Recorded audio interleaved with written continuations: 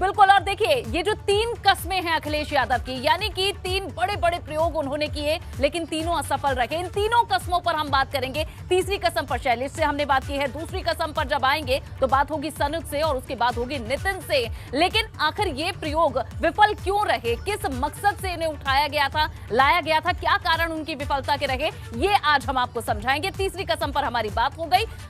ये पहली दफा नहीं था जब अखिलेश यादव की गठबंधन के दम पर जीत की कसम फ्लॉप हुई है। साल 2019 के लोकसभा चुनाव के दौरान अखिलेश यादव ने 24 साल के राजनीतिक प्रतिद्वंदिता को खारिज करते हुए बसपा के साथ गठबंधन किया था और मंच से जीत का ऐलान किया जा रहा था। लेकिन जब 2019 लोकसभा चुनाव के नतीजे सामने आए तो अखिलेश यादव की दूसरी कसम नाकाम साबित हुई।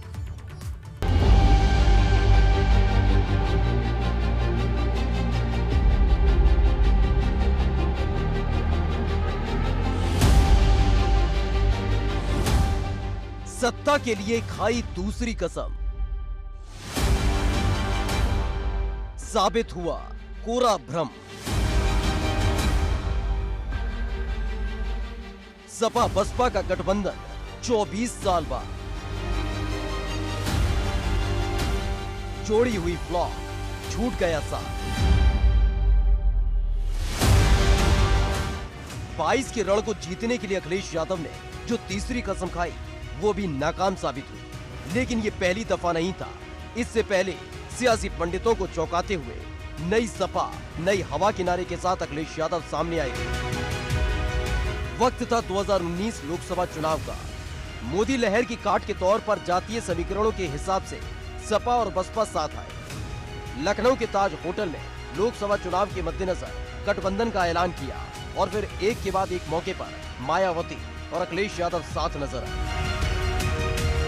अखिलेश यादव जहां एक तरफ मंच से लगातार भाजपा पर हमला बोल रहे थे, तो वहीं दूसरी तरफ मायावती से आशीर्वाद भी ले रहे थे। बसपा के मंच पर मायावती के साथ भी डिंपल यादव नजर आ रही थी। और फिर लोकसभा की 78 सीटों पर दोनों दलों ने मिलकर चुनाव लड़ा था। बसपा 38 सीटों पर चुनाव लड़ी, समाजवादी पार्टी ने 37 सीटों पर चुनाव लड़ा। इन 78 सीटों पर बसपा और सपा ने मिलकर चुनाव लड़ा, जबकि उत्तर प्रदेश की 2 सीट अमेठी और रायबरेली पर अपने प्रत्याशी नहीं उतारे। 2019 के लोकसभा चुनाव में इस गठबंधन को लेकर सियासी गलियारे में चर्चाओं का दौर जारी रहा और जातीय गुणा-गणित के हिसाब से जीत हार का लेखा जोखा तैयार किया जाने लगा। लेकिन जब परिणाम सामने आया तो चौंकाने वाला था।